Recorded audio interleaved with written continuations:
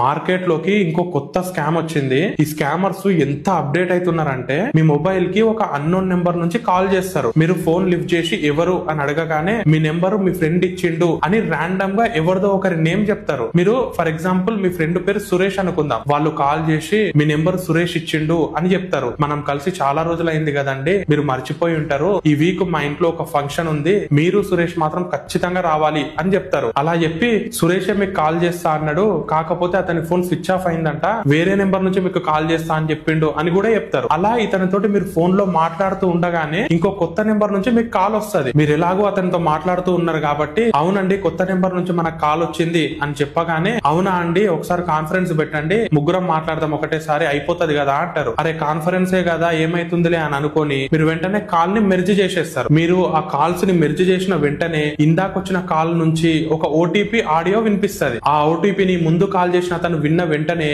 మీ call ని cut చేసేస్తాడు. ఇక్కడ మీ బ్యాంక్ లో డబ్బులు ఖాళీ అయిపోతాయి. తర్వాత మీరు ఎంత ట్రై చేసినా కూడా అది వస్తుందన్న గ్యారంటీ కూడా లేదు.